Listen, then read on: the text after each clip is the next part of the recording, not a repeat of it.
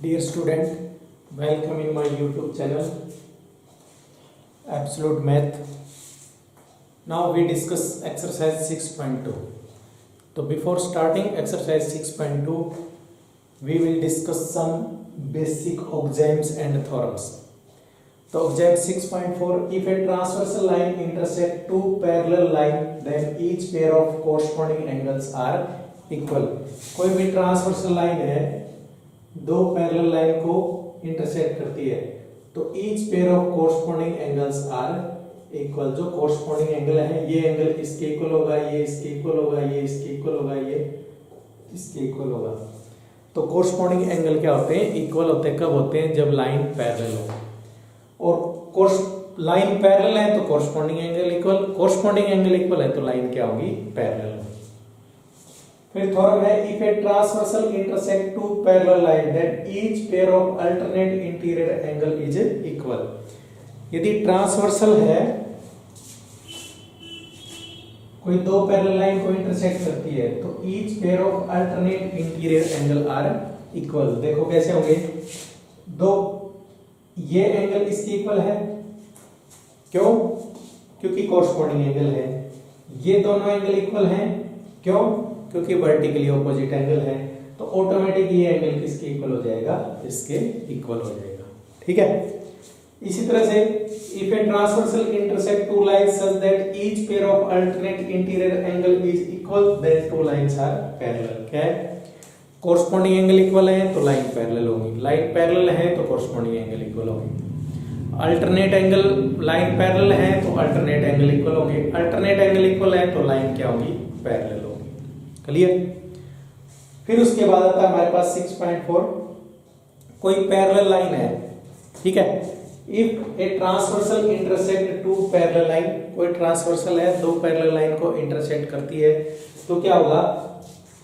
को interior angle का सम, इन दोनों एंगल का सम क्या होगा? 180 डिग्री होगा. 1 और 2 means angle 1 plus angle 2 equals to 180. Supplementary, supplementary means sum of these two angles is 180 degree. इन दोनों एंगल्स का सम क्या होगा? 180 डिग्री होगा.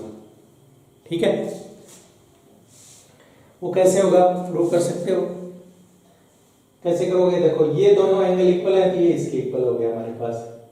ठीक है. इन दोनों एंगल का सम क्या होगा? 180 डिग्री हो गया, तो इन दोनों का सम भी क्या हो जाएगा? 180. प्रूव कर सकते हो आप, ऐसी कोई बात नहीं है. ये रिजल्ट हमने डायरेक्टली यूज करने हैं. मैं जो भी मैंने ऑक्जाइम और थ्योरम लिखे हैं, थ्योरम का आप प्रूफ करके ट्राई करके कर सकते हो. बिल्कुल इजी है, इसलिए मैंने इसमें नहीं करवाया. और ऑक्जाइम के रिजल्ट क्या करते हैं? हम डायरेक्टली यूज करते हैं. ठीक है. तो now exercise 6.2 question number 1.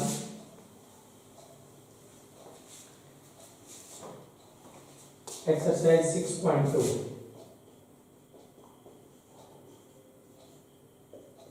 Question 1. First question में क्या गिवन है अभी? इन फिगर, फिगर दे रखी है, ये फिगर है इस तरह से. This angle is 50 degree, this angle is x, this angle is 130 degree and this angle is y. A, B, C, D. ठीक है. हमने प्रूव करना है AB is parallel to CD. AB parallel to CD है. AB is parallel to CD. AB parallel to CD क्या कर सकते हैं? अल्टरनेट एंगल को इक्वल प्रूव कर दीजिए, अल्टरनेट इंटीरियर एंगल को प्रूव कर दीजिए, कोरस्पॉन्डिंग एंगल को इक्वल प्रूव कर दीजिए, को इंटीरियर एंगल का सम 180 प्रूव कर दीजिए. कैसे भी कर दीजिए, क्या आ जाएगा हमारे पास? पैरेलल आ जाएंगे. तो देखो, 50 plus x equals to 180 degree. इन दोनों का सम क्या होगा? एक स्ट्रेट लाइन है, ट्रांसवर्सल लाइन है, तो 180 होगा. That implies x equals to 130 degree. यहां से हम क्या ले सकते हैं? y equals to 130 degree. क्यों? Vertically opposite angle, vertically opposite angle. ठीक है. तो इन दोनों से हम क्या कर सकते हैं? That implies x equals to y. x equals to y है. और x और y क्या है? कोरस्पॉन्ड है, अल्टरनेट एंगल है.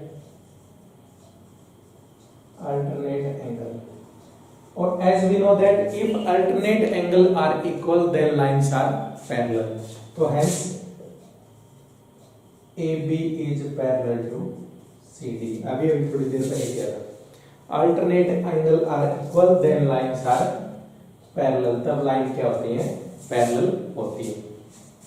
ठीक है, सेकंड क्वेश्चन है। सेकंड क्वेश्चन में गिवन है हमें फिगर दे रखी है, AB is parallel to CD, CD is parallel to EF, x की वैल्यू फाइंड करनी है। तीन पैरेलल लाइन दे रखी है, एक ट्रांसवर्सल लाइन दे रखी है, ये x है, ये y है, ये z। ठीक है, AB CD EF, और क्या गिवन है, y ratio z equals to 3:7 दे रखा है। फाइंड x, x की वैल्यू हमें फाइंड करनी है। तो x की वैल्यू कैसे फाइंड करेंगे, देखिए AB is parallel to CD given है, AB is parallel to CD। As we know that if two lines are parallel then co-interior angles are supplementary। तो x और y co-interior angle है, तो x plus y equals to 180 degree. co-interior angle right कर दीजिए, co-interior angle। ठीक है, x plus y का सम आ गया हमारे पास 180 डिग्री।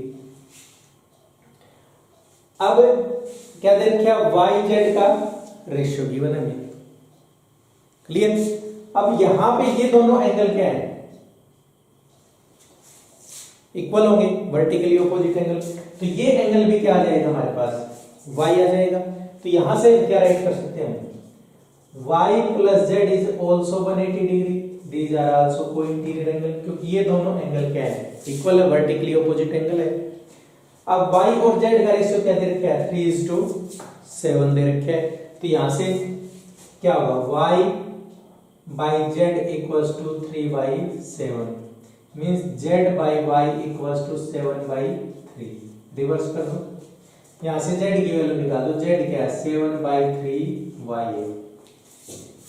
z की वैल्यू क्या आ गई हमारे पास, 7/3 y है। ठीक है, z की वैल्यू निकालो, z की वैल्यू पुट कर दीजिए, x निकाल, y आ जाएगा, y की वैल्यू पुट कर देंगे तो क्या आ जाएगा, x आ जाएगा हमारे पास। ठीक है, देखिए ये z की वैल्यू इस इक्वेशन में पुट करते हैं तो क्या होगा, y plus 7/3 y equals to 180 degree. LCM 3 ले ले तो 3y plus 7y equals to 180 degree. तो 10y इक्वल्स टू 180 इंटू 3, तो y इक्वल्स टू, इससे कैंसिल 54 डिग्री। y की वैल्यू 54 डिग्री यहाँ पे पुट करेंगे तो क्या हो जाएगा, x plus 54 degree equals to 180। तो x equals to 180 minus 54 degree, तो 126 डिग्री हमारे पास वैल्यू हो, फिर x आ जाएगी। ठीक है, मे भी कोई और प्रोसीजर भी हो सकता है, तो जैसा भी प्रोसीजर ध्यान आए उसी प्रोसीजर से कर सकते हैं। जरूरी नहीं है कि जो मैंने किया वही करो आप, सिर्फ क्या है कि जो रिजल्ट है वो रिजल्ट आपके सही होने चाहिए। यदि रिजल्ट सही होंगे तो डेफिनेटली हमारा आंसर सही ही आएगा। ठीक है, नेक्स्ट क्वेश्चन नंबर 3 क्वेश्चन में दे रखा है, इन फिगर दिस, ये फिगर गिवन है,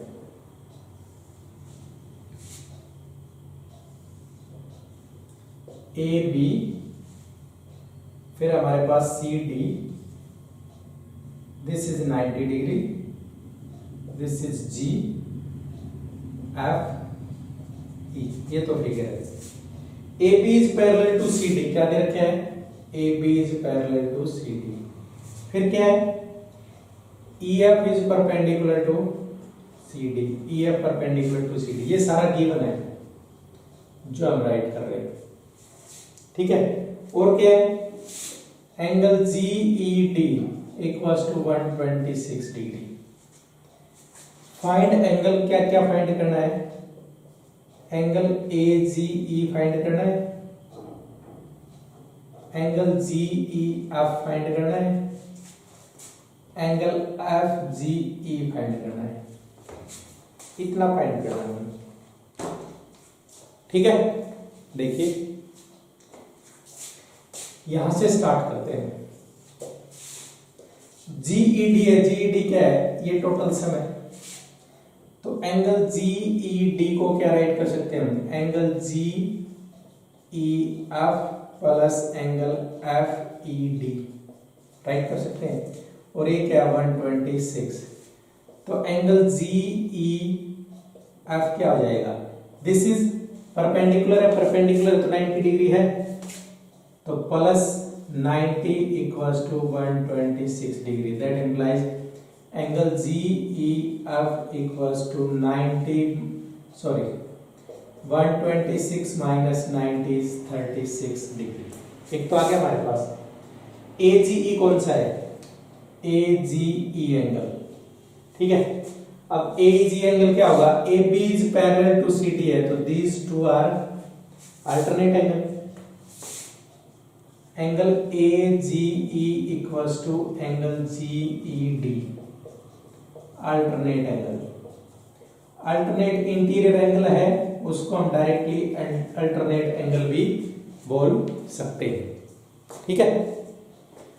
अब उसके बाद क्या बचा? FGE, FGE ये वाला एंगल बचा, ठीक है।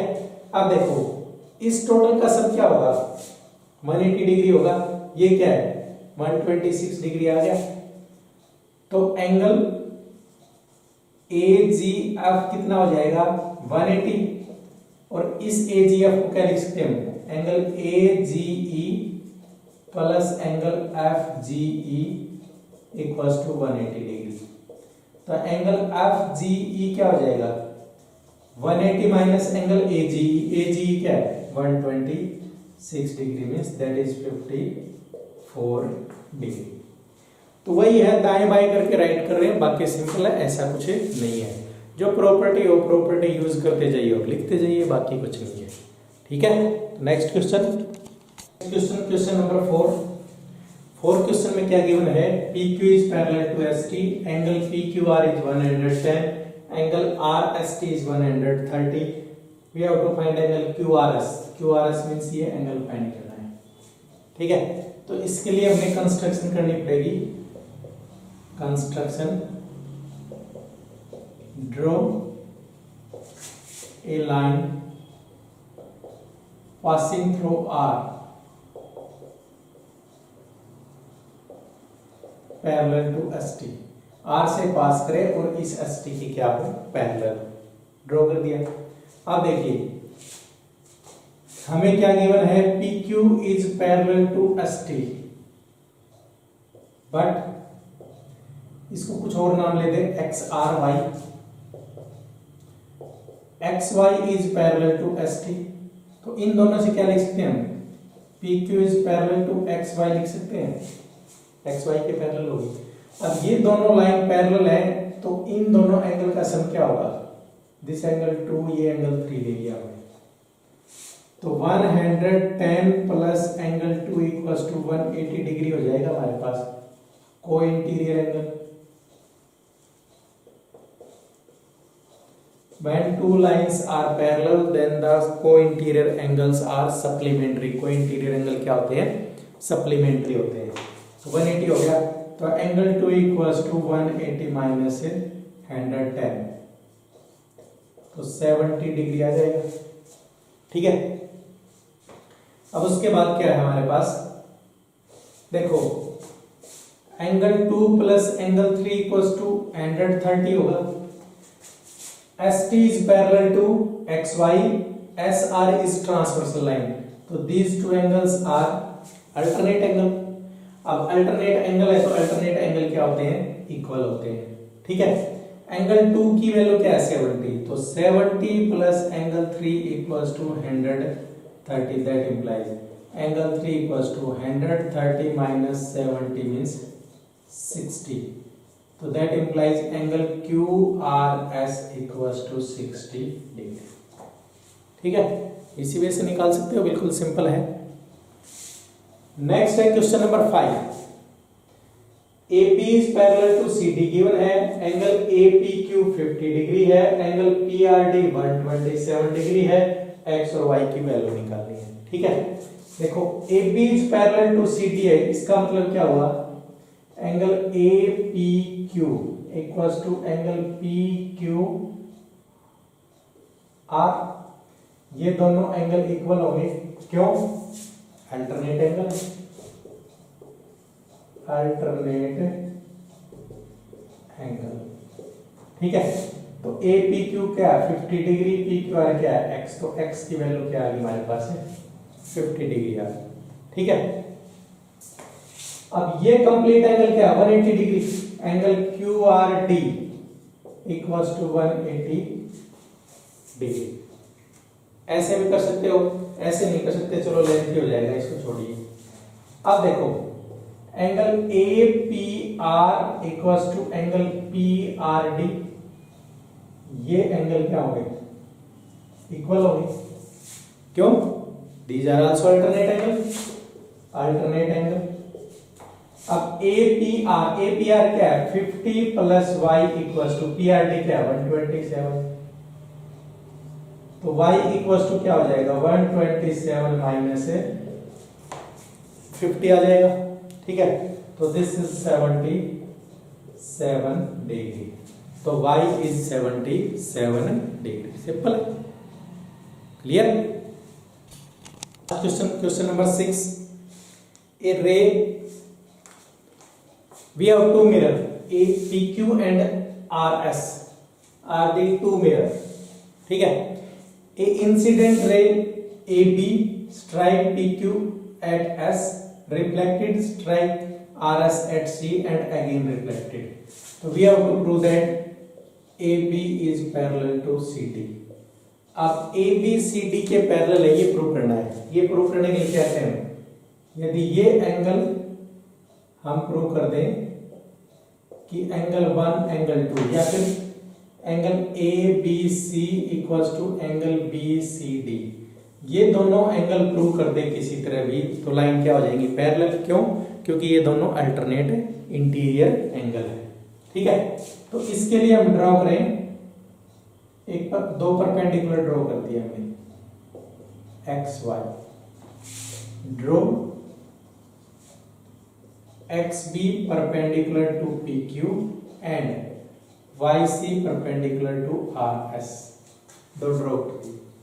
अब साइंस में हमने पढ़ा था कि इंसिडेंट एंगल रिफ्लेक्टेड एंगल के इक्वल होता है, मींस क्या है, angle ABX equals to angle CBX, ये एंगल इसके इक्वल होगा, incident angle is equal to reflected angle, incident angle equal to reflected angle जो भी है। ठीक है, इसी तरह से angle BCY, angle BCY equals to angle DCY, दोनों एंगल इक्वल है। ये भी क्या हमारे पास इंसिडेंट एंगल और रिफ्लेक्टेड एंगल है।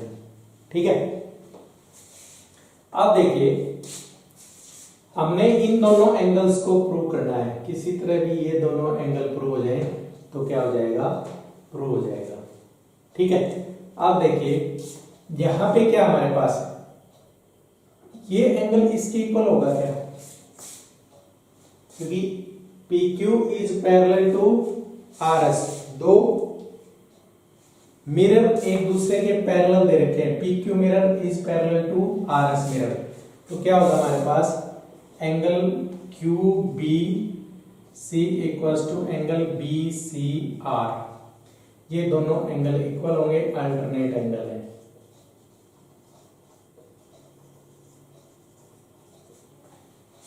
ठीक है, अब ये दोनों अल्टरनेट एंगल है, अल्टरनेट एंगल बन गए तो क्या कर सकते हैं, हमें अल्टरनेट एंगल है ये यूज करना है, यूज भी कर सकते हैं, नहीं ऐसा कोई जरूरी है भी नहीं। देखिए PQ is parallel to RS है, तो क्या BX is parallel to CY होगा? क्योंकि ये दोनों क्या है, इन दोनों के परपेंडिकुलर हैं। तो लाइन पैरेलल है, उनके परपेंडिकुलर लाइन भी क्या होगी, पैरेलल लाइन होगी। तो ये दोनों पैरेलल हैं तो क्या होगा, एंगल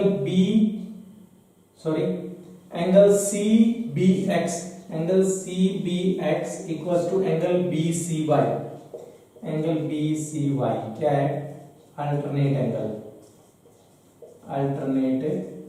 एंगल। इसकी जरूरत भी नहीं है, विदाउट इसके हम कर सकते हैं, ठीक है। CBX equals to BCY। अब इन एंगल्स का क्या कर दे, डबल कर दे, double angle CBX equals to double angle BCY। अब डबल एंगल CBX है, तो ये दोनों एंगल तो इक्वल है, तो इस डबल को क्या लिख सकते हैं, ABC एंगल लिख सकते हैं, एंगल ABC। इस डबल एंगल को क्या लिख सकते हैं, BCD लिख सकते हैं, एंगल BCD। और ये क्या है, alternate angle. If alternate angle are equal, then lines are parallel. So that implies AB is parallel to CD. AB क्या होगी, CD के पैरेलल हो जाएगी, ठीक है। तो इस टाइप से हम क्वेश्चन इजीली कर सकते हैं, बस उसका कंसेप्ट पता होना चाहिए। तो ऐसा कुछ नहीं है, सिर्फ बार बार मैं एक ही चीज बता रहा हूँ, गिवन फाइंड करो, प्रूफ फाइंड करो, गिवन से प्रूफ तक जो जो रिजल्ट हमने यूज किए उन सभी रिजल्ट्स को यूज करते हुए गिवन से प्रूफ तक जाइए, ठीक है। Okay, thank you.